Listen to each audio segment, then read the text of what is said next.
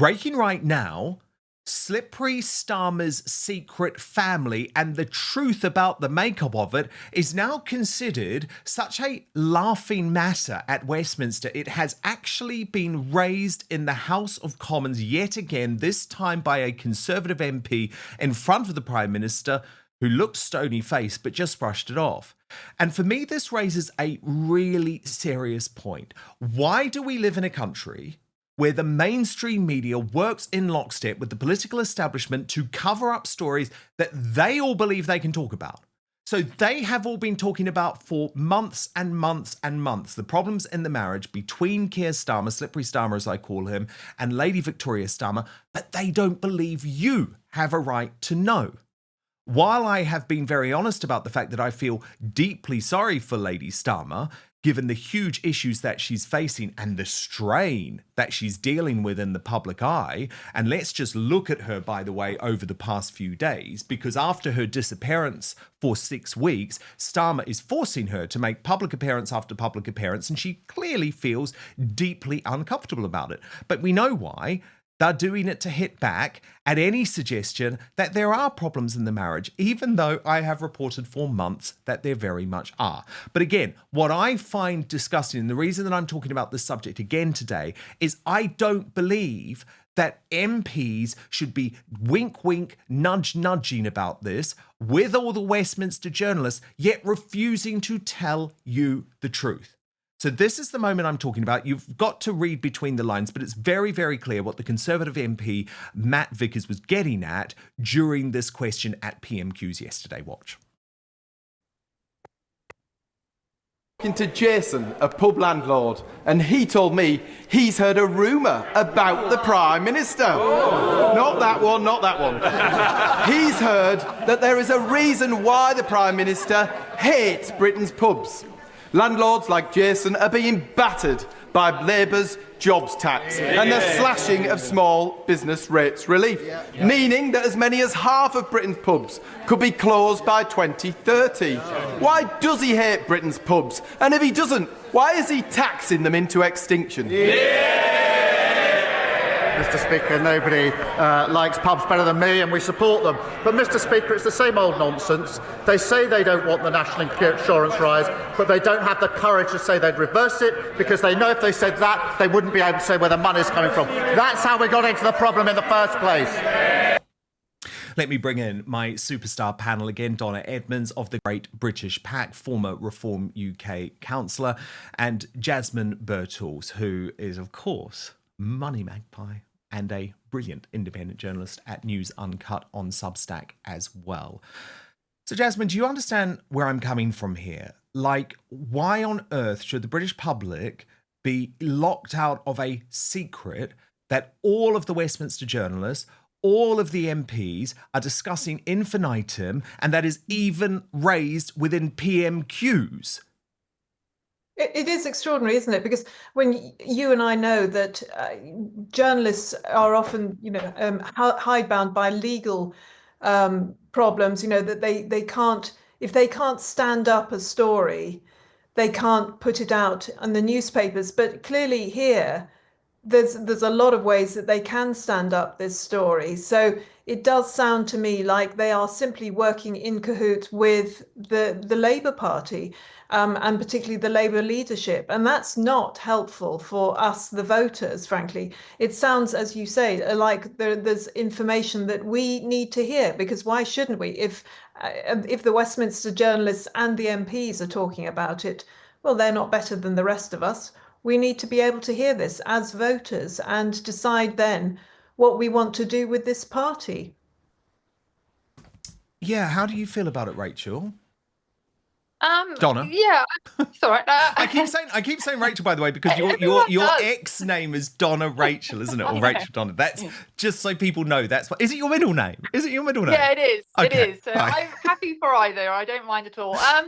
No, back to the media. It's a very cozy club over in Westminster, isn't it? And they all hang out together. They go to the same bars and all the rest of it. We know this by now.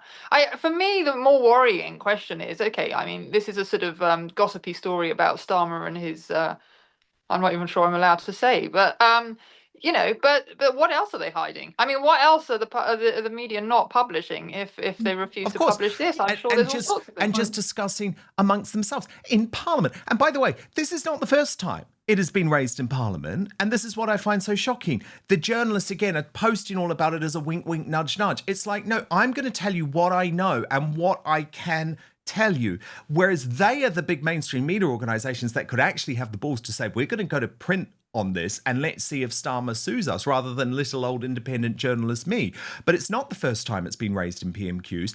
This also happened with the Labour MP Dawn Butler thinking that it was hilarious to make a joke about the temptations in regards to Starmer, and he played along. I'm thinking of Boris Johnson here as well. I mean, we heard about various of his dalliances, but there were all sorts that we didn't hear a word about.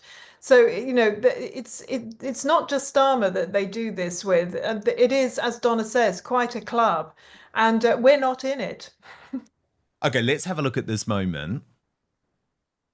Dawn Butler, final question. Thank you, Mr. Speaker. October is Black History Month, and the theme this year is reclaiming the narrative. I want to thank Mr. Speaker for the event that you will be doing in your apartments with the Temptations and the Prime Minister. The Temptations tribute band. And the Prime Minister will be having an event in number 10 this evening. Will the Prime Minister agree with me that it's important that we continue to have a debate on the floor of this House in government's time on Black History Month? Yeah. Prime Minister. Well, I'm not sure just at the moment going to something that's labelled Temptations is quite where I need to go. Look, this is a really important initiative. There will be... it is important it's being marked, and I'm very pleased to be hosting the event this evening, to which I think she is coming. Thank you. I mean, it's extraordinary, isn't it? And of course, my conversations with Paul Staines from Guido Fawkes, I think, have provided the public the clearest indication of what has actually been going on. Here's a reminder. We've both been in the game a long time. You know the rules. If you can't stand it up completely, you can't run the story. So we have a name, as do the Mail and the Telegraph. We have a birth certificate, and people have been looking into it. People have been journalists have contacted the family. So it's in play, and a lot of people do know it, but we have not been able to substantiate it to the degree that you need to publish. Okay, so to clarify, would you say that this story is about the shape of Keir Starmer's family? Yes. Yeah, that's a very good way of phrasing it. And there was more from Paul Staines here. A marked change. You referred to it in the podcast with the bombshells, that all of a sudden, as soon as the Daily Mail and the Daily Telegraph started to suggest, where's Vicky? The disappearing wife. I remembered I made a video about that.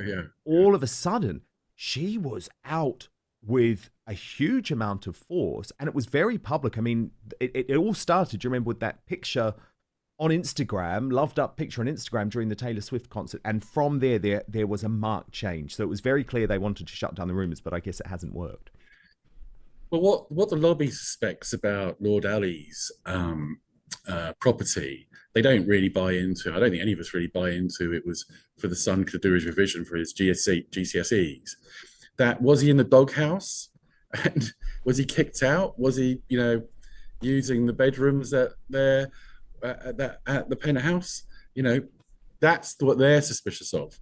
Was he not under the same roof as Victoria? Well, yes, indeed. And I had learned that there were mainstream newspaper journalists looking into the story before the election that Starmer and his wife were, shall we say, living separate lives. Jasmine Birtles, it does matter because it does relate to his public conduct, does it not? I mean, if he is prepared to throw his young son under the bus and say, oh, the real reason I needed to be staying at a multi-million-pound apartment in Mayfair was so that my son could study for his GCSEs, not so that I had to get away from my very furious wife. Like, he is the one that is invoking his children when it is politically convenient to do so. He did the same thing, by the way, over Netflix show Adolescence. Yes, absolutely. And adolescence, I mean, all the fuss over that we're going back to what we were talking about earlier.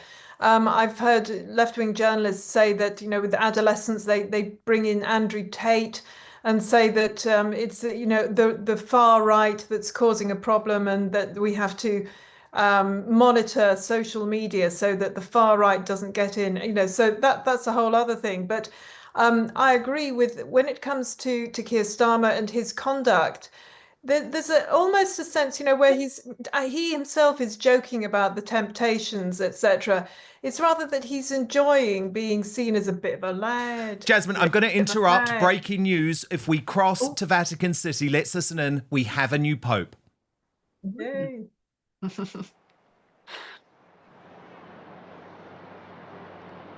We have a name.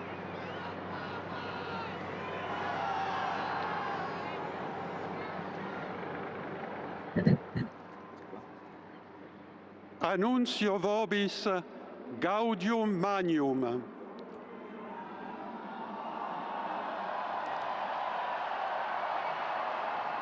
Habemus papam.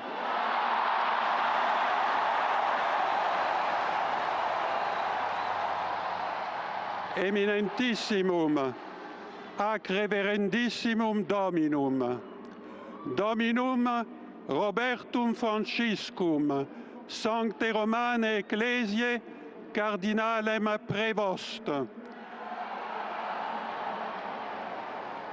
qui sibi nomen imposuit Leonem decimum quartum.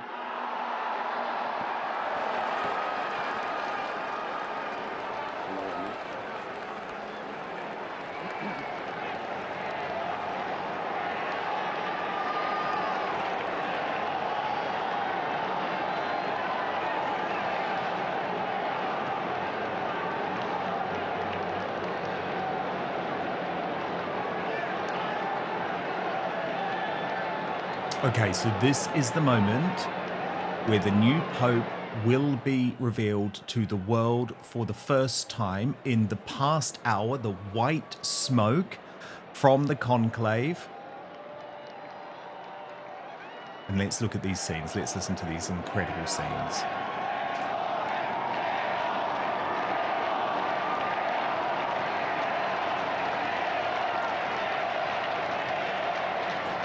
So, Cardinal Prevost has been elected as the new pope.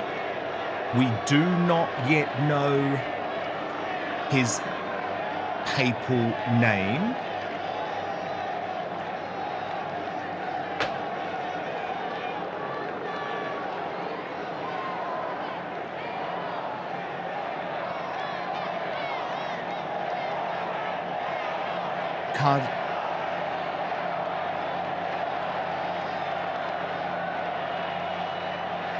There is some suggestion it may be Pope Leo, although that has not yet been confirmed. But these are just the most incredible scenes at the moment.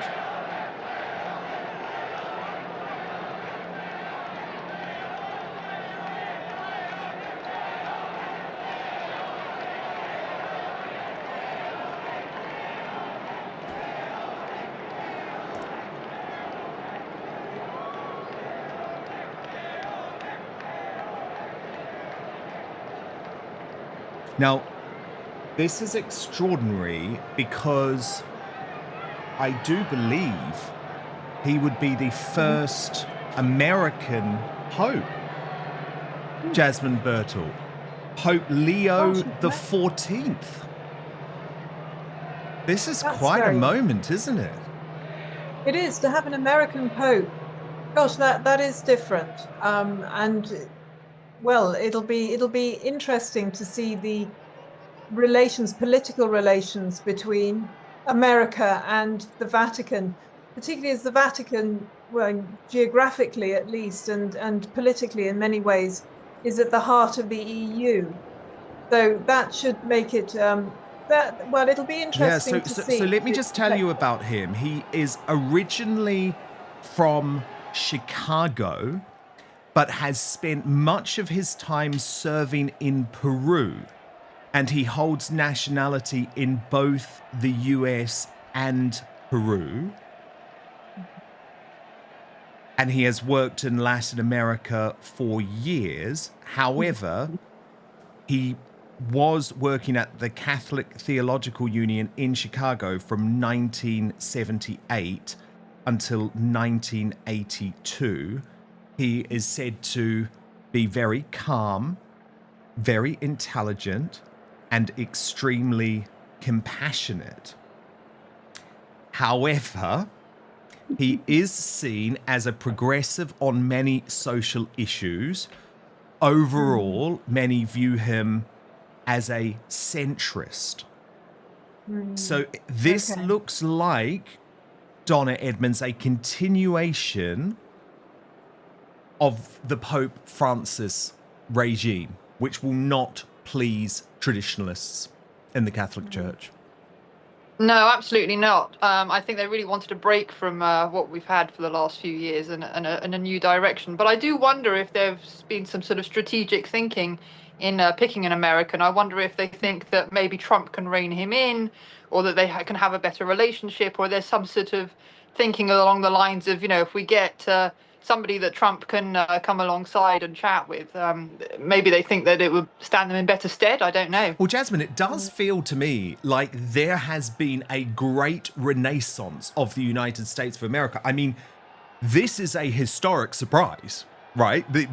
There were very, very few people who were predicting Robert Cardinal Prevost would become the Pope. There were a lot of people talking about an African Pope, for example, the historic moment of an African Pope, but an American Pope at a time when Donald Trump is tearing up the rule books internationally. Any idea that America was losing its status as an international global superpower under Joe Biden has been thrown out the window, right? Well, it has, but it'll be interesting to see if sparks fly between the anti-woke Trump administration, which has, as you say, they've ripped up the Biden book, the Biden rule book, absolutely squashed woke in so many areas. If this Pope is progressive, i.e., woke, and insists on pushing a progressive agenda, that's going to be interesting. That really is. I mean, there's only so much. Blood may be thicker than water, but there's only so much that being American can do to keep things together if your policies are diametrically opposed to the policies of the Trump administration. So it could be interesting to watch. Yeah, I mean, not everyone happy, I have to say, in the Outspoken live chat at the moment. Hello, Rob's gone sailing, who says the new Pope is a woke DEI hire. It's interesting, though, isn't it, Donna? Because I think the fact that he is American will be a huge, huge boom for Donald Trump and JD Vance, unless, of course, they the Pope follows in the footsteps of Francis and ends up criticizing, for example, the new administration's mass deportation policies.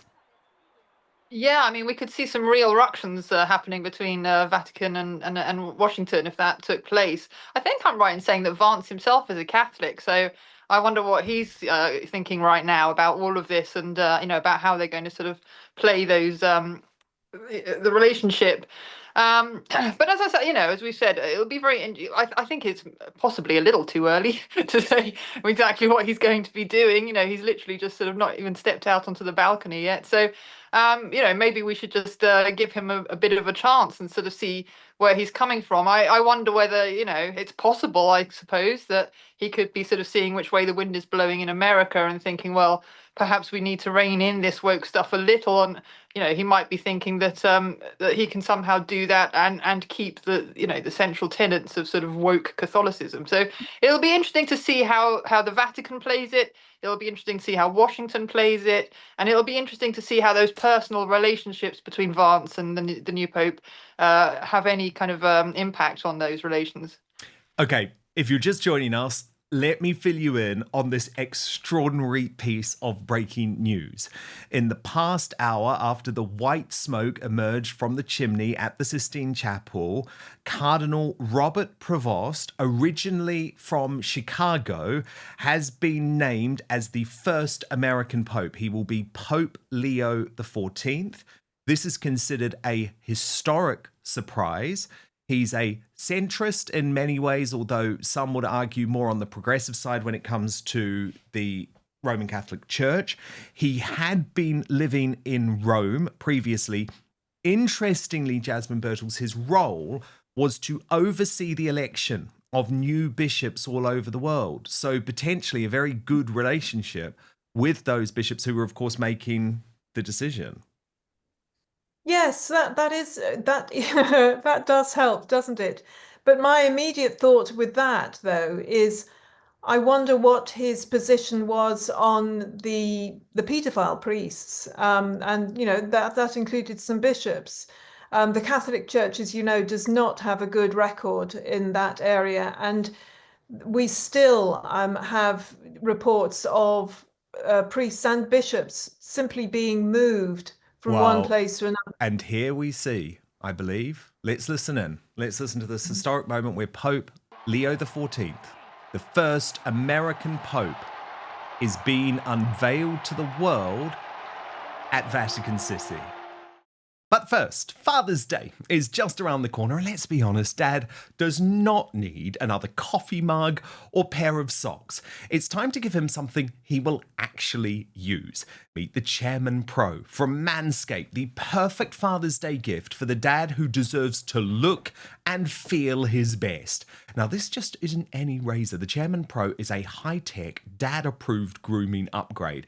It's an electric face shaver that can tackle up to 5 days of growth and features 2 interchangeable blade heads. Whether he's cleaning up for golf, dinner, or just another accidental nap on the recliner, make sure he does it in style. The Chairman Pro is perfect for the dad who taught you how to shave and now needs a reminder of how it's really done. So have him join the over 12 million men worldwide who trust Manscaped and use the code Outspoken for 15% off your entire order at manscaped.com. But let me tell you a little bit more about this brilliant product, because it has 2 interchangeable skin-safe blade heads. The skin-safe 4-blade foil is for that super close shave, and the skin-safe stubble trimmer is for that sophisticated 5 o'clock shadow look. Both are designed to help reduce razor burn and irritation so skin feels smooth and comfortable after every shave. Flex Adjust technology features a 360-degree contouring head and blades that flex and adjust to the contours of the face and neck, helping maintain great contact on skin at every angle. It's waterproof, so it can be used in the shower or rinsed under the sink after use, making cleanup a breeze.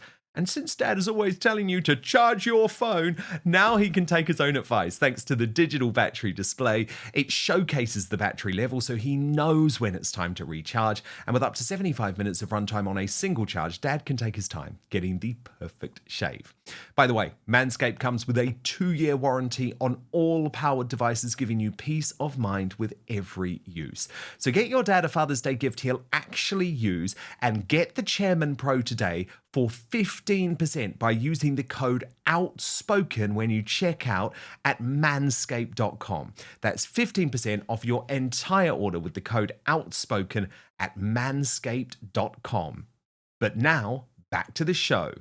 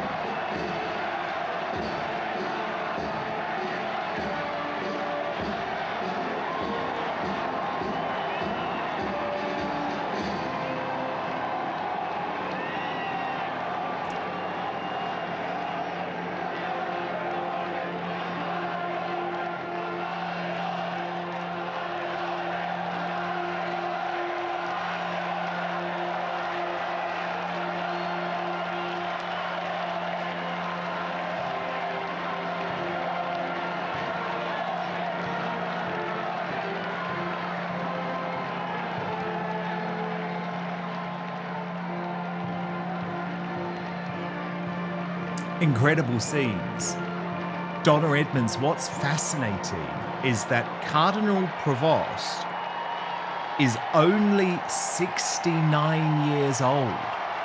So he has a historic opportunity to reshape the Catholic Church, doesn't he, for potentially 2 to 3 decades. And that'll be interesting to watch. And potentially, I mean, as we said, if he really is woke, that could be quite damaging to the church, I would say. But you know, as we said, we ought to wait and see. It may be there's progressive and there's progressive. Yeah, he is viewed as a reformer of the Catholic Church. That much is true. But just incredible scenes. And I await with interest Donald Trump's reaction to the fact that there has been an American Pope elected. But of course, from a political perspective, this is horrifying news. Absolutely horrifying news for Keir Starmer, who hoped that the VE Day trade deal between the US and the UK would be dominating international headlines on both sides of the Atlantic. Well, that's out the window now, Donna. Oh, let's listen to the new Pope. Okay. We'll speak to you after. Pace sia con tutti voi.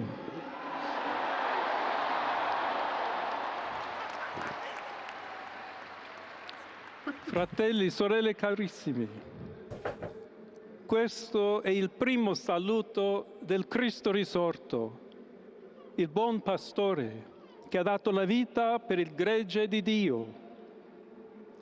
Anch'io vorrei che questo saluto di pace entrasse nel vostro cuore, raggiungesse le vostre famiglie, a tutte le persone, ovunque siano, a tutti i popoli, a tutta la terra.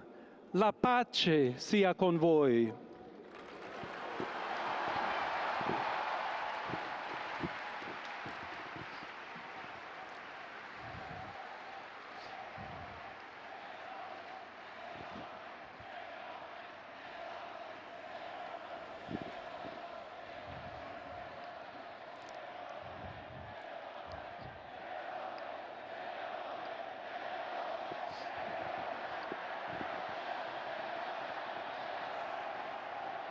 Questa è la pace di Cristo risorto, una pace disarmata e una pace disarmante, umile e perseverante. Proviene da Dio, Dio che ci ama a tutti incondizionalmente. Ancora conserviamo nei nostri orecchi quella voce debole ma sempre coraggiosa di Papa Francesco che benediva Roma.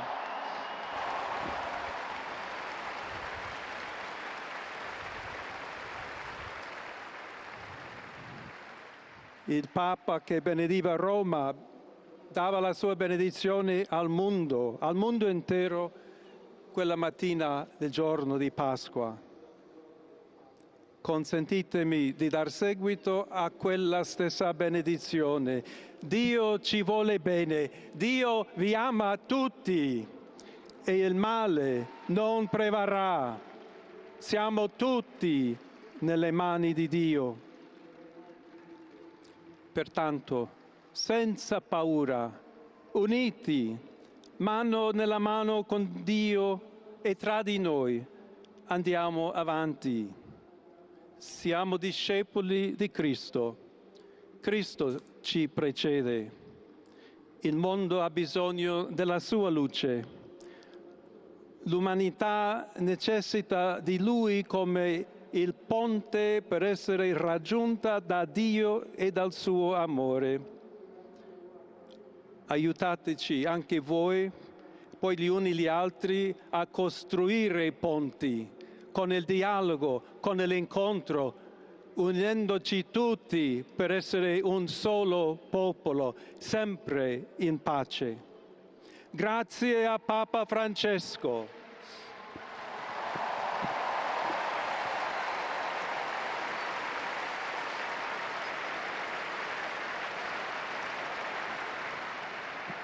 Voglio ringraziare anche tutti i confratelli cardinali che hanno scelto me per essere successore di Pietro e camminare insieme a voi come Chiesa unita, cercando sempre la pace, la giustizia, cercando sempre lavorare come uomini e donne fedeli a Gesù Cristo, senza paura, per proclamare il Vangelo, per essere missionari.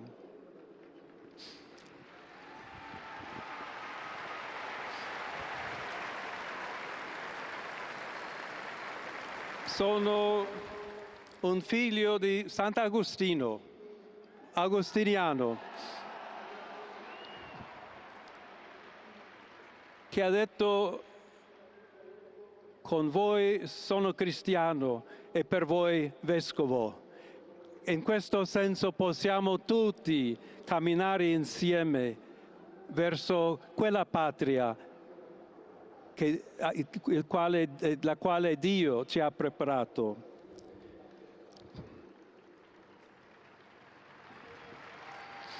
Alla Chiesa di Roma un saluto speciale.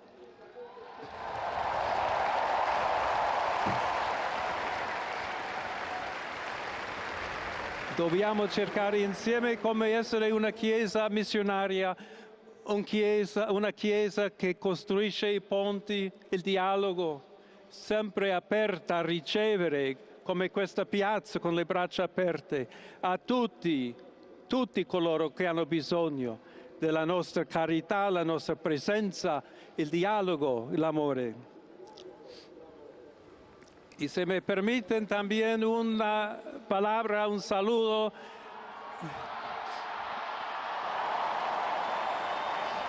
a todos aquellos, y en modo particular a mi querida diócesis de Chiclayo en el Perú,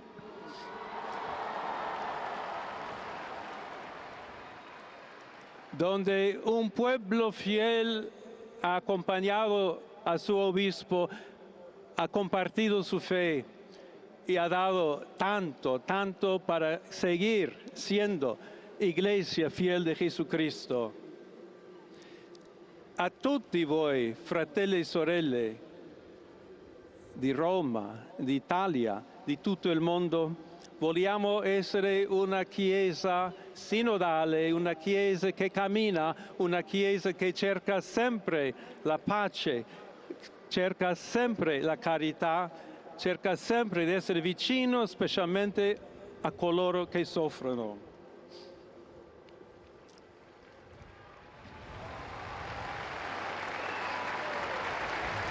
Oggi, il giorno della supplica alla Madonna di Pompei,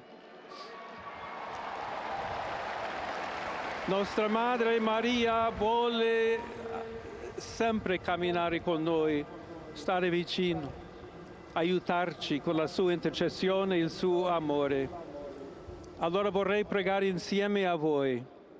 Preghiamo insieme per questa nuova missione, però per tutta la Chiesa, per la pace nel mondo, e chiediamo questa grazia speciale di Maria, nostra Madre. Ave Maria, piena di grazia, il Signore è con te. Tu sei benedetta fra le donne e benedetto è il frutto del tuo seno, Gesù. Santa Maria, Madre di Dio, prega per noi peccatori, adesso e nell'ora della nostra morte. Amen.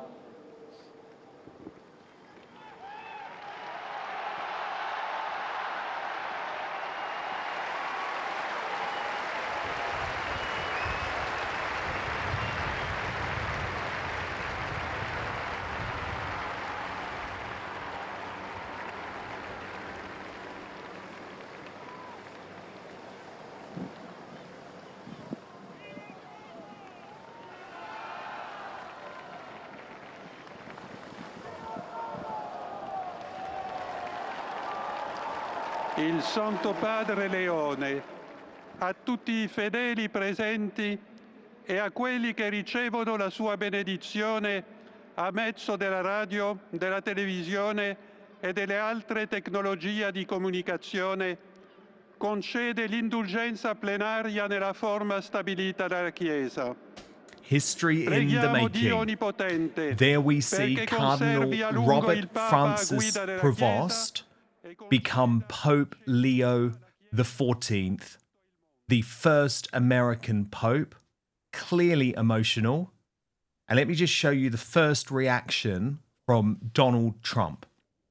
We can see here he has just posted on Truth Social, congratulations to Cardinal Robert Francis Prevost, who was just named Pope. It is such an honor to realize that he is the first American Pope. What excitement and what a great honor for our country. I look forward to meeting Pope Leo the 14th. It will be a very meaningful moment. And we'll just look back at these scenes now taking place, a moment of history. Great to watch history with you, Jasmine Birtles. Not something we expected, of course, because this was a very swift conclave. And what's interesting, I haven't been able to confirm this, Jasmine, but there is some speculation online that Cardinal Robert Francis Prevost was a registered Republican in America. So that would certainly please Mr. Trump, wouldn't it? Well, it would. I mean, that sounds very interesting, given that, you know, on the one hand, we're being told that he's a progressive, he's a centrist, makes him sound like somebody who would vote for Biden. But if he has been on the Republican roster, I mean, it may be that he was, and he's turned in totally the opposite direction. But yes, if he is still basically a Republican voter, then that would oil the wheels very much with Trump, as you say, and actually potentially help the EU in their negotiations with Trump. Who knows? It'll be interesting. And Donna Edmonds, great to have you for the first time on Outspoken. Wow, this show took a twist, didn't it? This show took a twist. But what's your final word on this historic scene at Vatican City? Well, it's just fantastic, isn't it? Just to witness these moments. I lived in Jerusalem for a while, and you always got there that real sense of like the depth of the history, the depth of our civilization and what it's built upon. And actually, you know, it strikes me that if Labour or Starmer was in any way savvy, he would build upon that, because of course today is VE Day, and again it's that sense of our history, of our traditions, you know, of coming together and celebrating who we are as a people. He could really play into that. I doubt he will, but you know, it's lovely to see these scenes. You know, my congratulations to the Catholic Church for having a new pope, and I'm sure it sounds like he's actually going to be quite a good one. I'm quite optimistic about all of this. I mean, reform can go in both ways, you know. You could be a reformer and be woke, or you can be a reformer and be Trump. So let's see what he does with it. Absolutely. Look, let's just listen in to these final scenes from a very excited crowd who have witnessed history this afternoon. And I've loved witnessing history with you too. One of my goals when I launched Outspoken was that you didn't have to be a mainstream media viewer for these historic events, and I'm delighted today that we have watched history together as the first American Pope is unveiled and Donald Trump reacts. These are incredible scenes. Let's just listen in.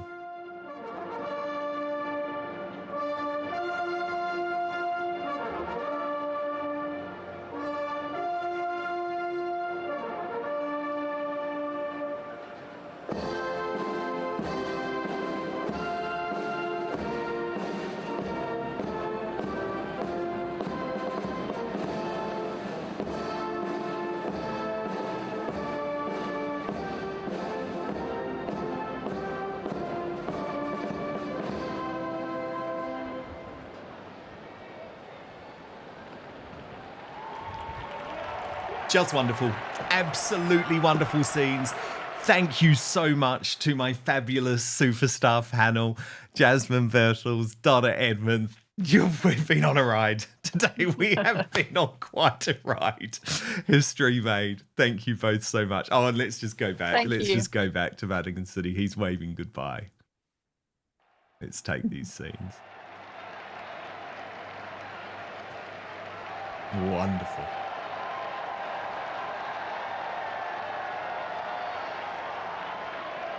Nothing better than a balcony shot, is there? There really isn't.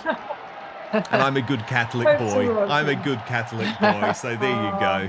What a moment. What a moment. Okay. Thank you so much to my superstar panel. There he is. First American Pope in history. Just wanted to end with one comment today, though, because it links to VE Day and what I was saying at the top of the show. And thank you very much for Lynn Carey for making this point. And I thought it was important to share. Even though it's a downbeat moment, I totally understand what you're saying, Lynn. She writes, I have been in tears today, thinking what my great-grandfather died for has all disappeared. He would be disgusted. And that's what we're fighting for, isn't it, Lynn? And I totally understand the point that you're making. But let's fight for our great country together to win it back. Thank you so much for watching Dan Wootton Outspoken. Please click on my face just to the bottom left to subscribe to this brand new independent news source and turn on the notification bell so you'll be alerted to our brand new live shows, uncancelled interviews, and special royal episodes. Outspoken is also now available as a podcast, so you can listen to the show every weekday on the go, wherever you are.